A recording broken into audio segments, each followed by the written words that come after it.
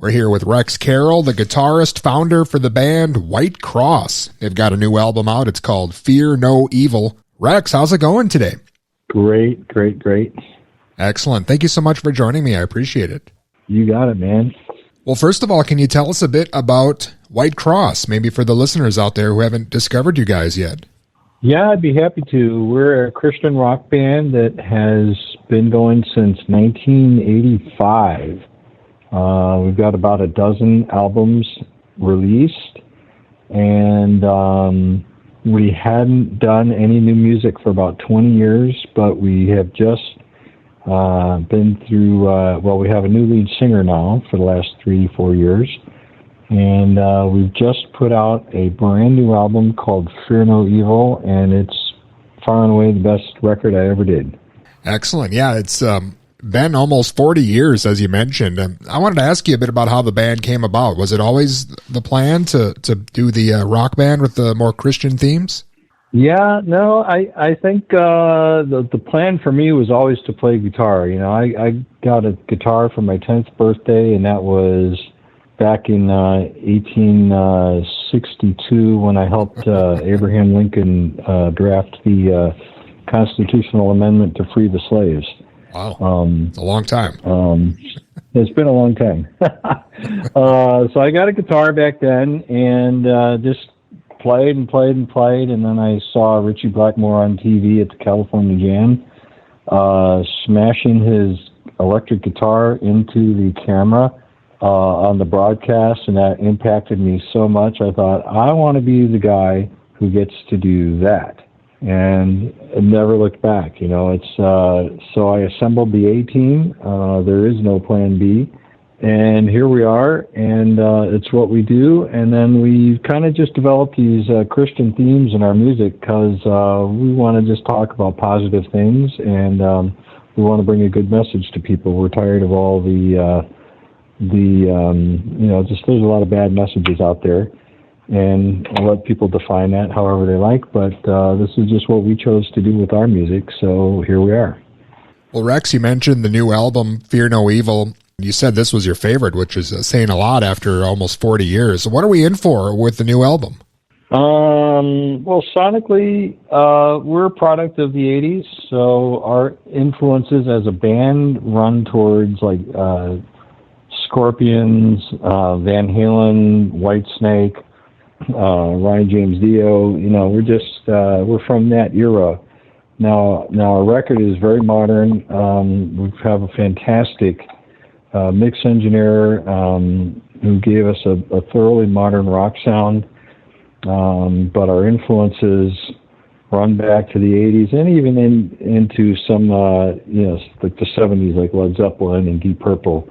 Some of that influence as well. It's very heavy guitar rock, very melodic, influences from, Dokken to Van Halen. So I would just put our music right smack in the middle of all of that. And if you like any of those bands, chances are you'll like Whitecross. And I read that you produced the new album, so this is 100% your vision here.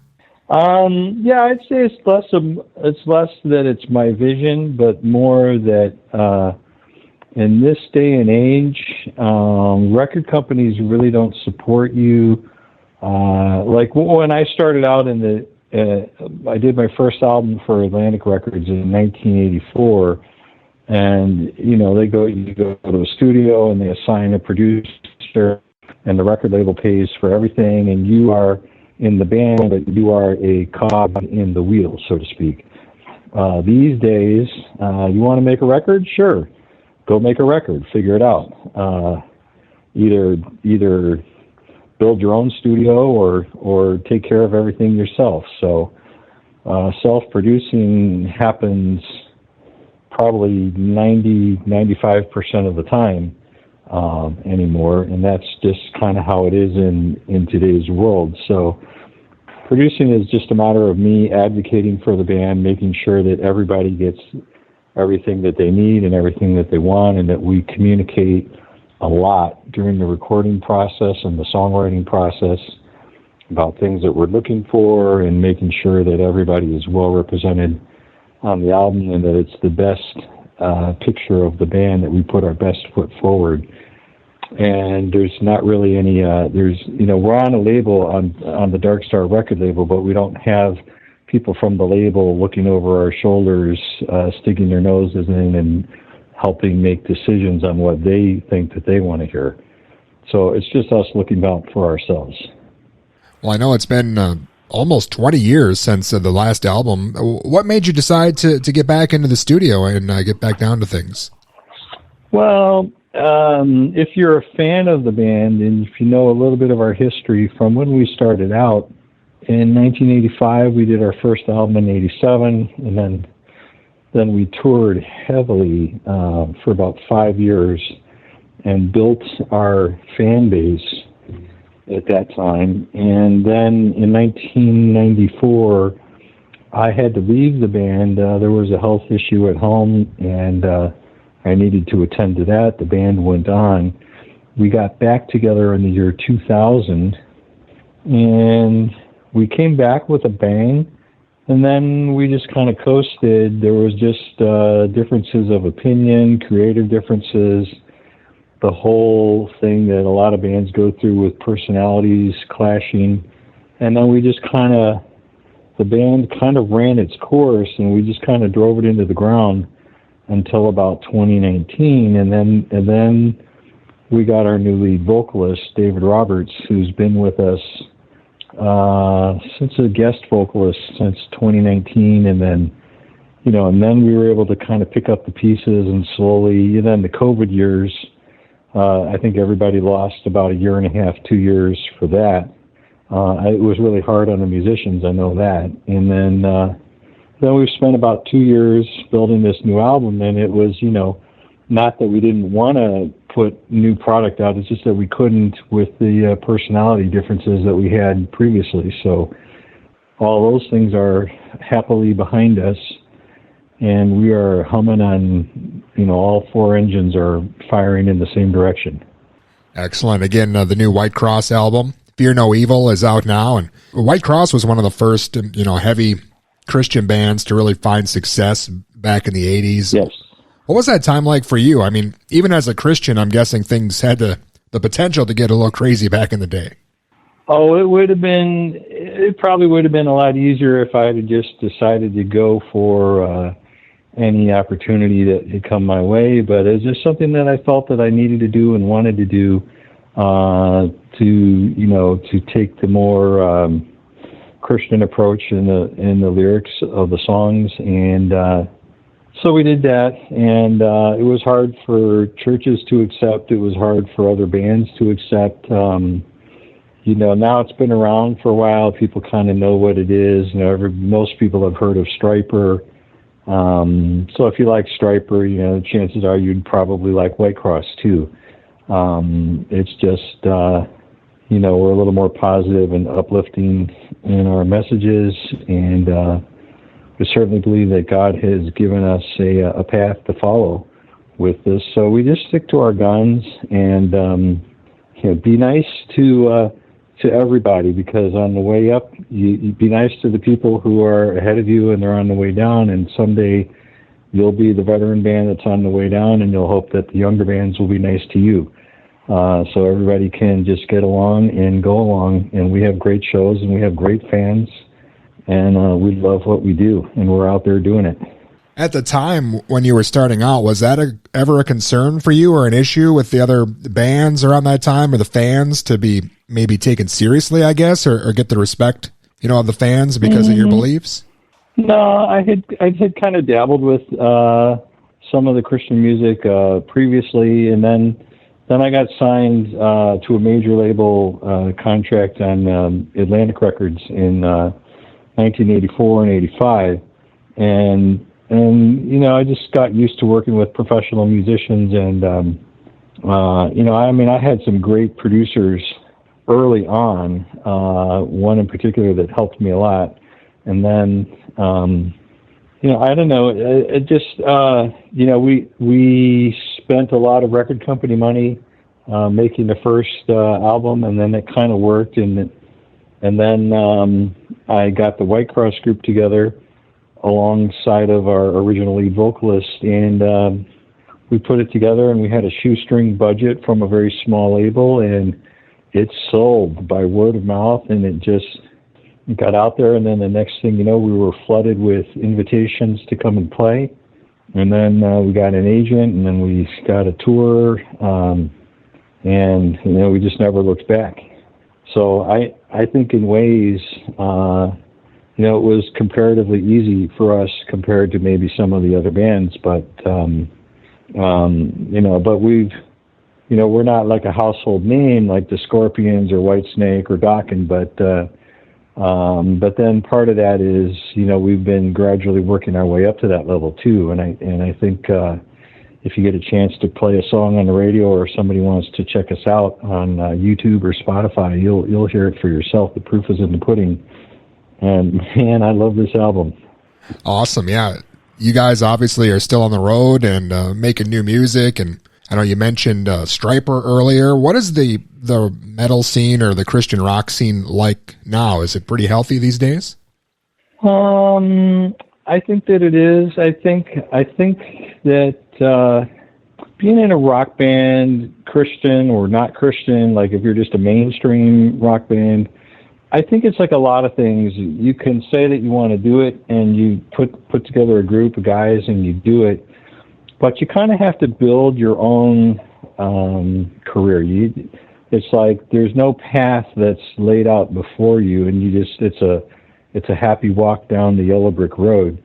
I don't think it kind of goes like that for anybody. It's like you have to have a vision of what it is that you want to do, and then you create the opportunities for yourself. So you spend a lot of time on the phone, you call people up, you make a lot of noise, you work in your craft, you find songs that connect to your audience, and you build your fan base, and you do it,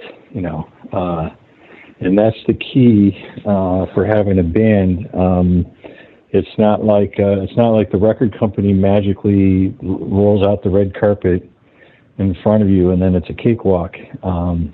You're always working at creating the opportunities, and then you just keep building your fan base until you get to that critical mass where you have those fans that will support you. And and if you're consistently making great music, then those fans will be there for you year after year. And that's the kind of point that we're getting to now. And I think, the early indications are that a lot of people are purchasing this new album, so people really like it, and we're getting on a lot of playlists and things. People are streaming it and so on. So I could not be happier. And I know Whitecross has a few shows booked for the year. Are you going to be adding any more shows as things go on? Oh, yeah. We don't. I mean, it's not like we have a tour planned out with 50 dates coast to coast, but we are playing a lot more than we used to. We've done a bunch of dates so far already this year. Right now we're off until we have some summer festivals coming up, and we will do those festival dates. And we just spent a big pile of money working on our PA and our lighting and our video presentation, and we're doing a lot of new things to keep up. Okay, so we have great expectations for the new record, and people are going to expect to see a great show. So we are doing everything that we can to bring that to people, and it's fun. It's really fun to see it all come together. And we have a really great touring band, and we didn't always. When we started out, we were kind of a garage band that used to just talk about things like, it was all fun and games.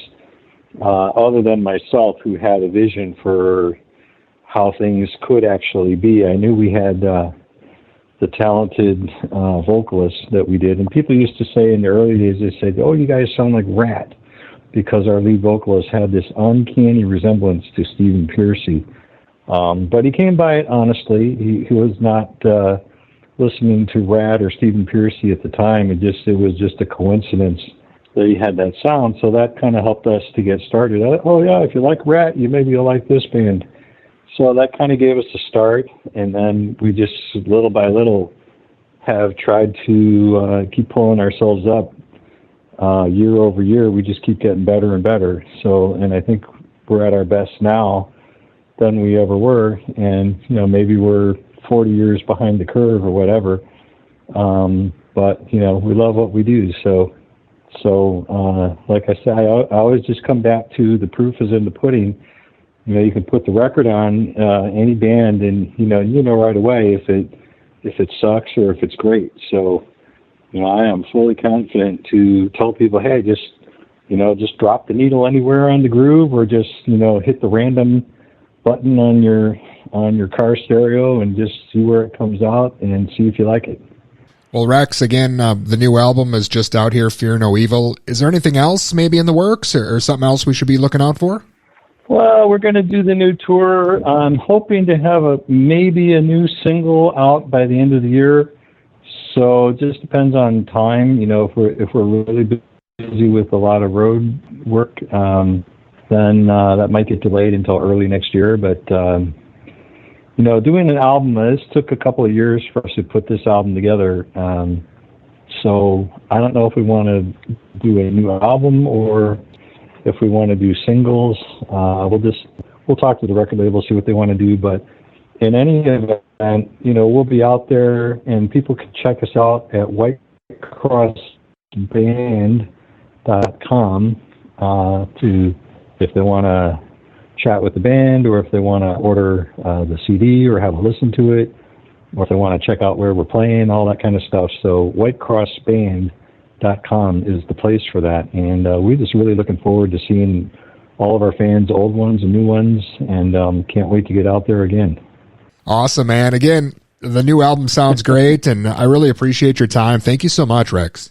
Thank you, Dustin. You have a great evening. And again, that was Rex Carroll of Whitecross, and their new album, Fear No Evil, is available now.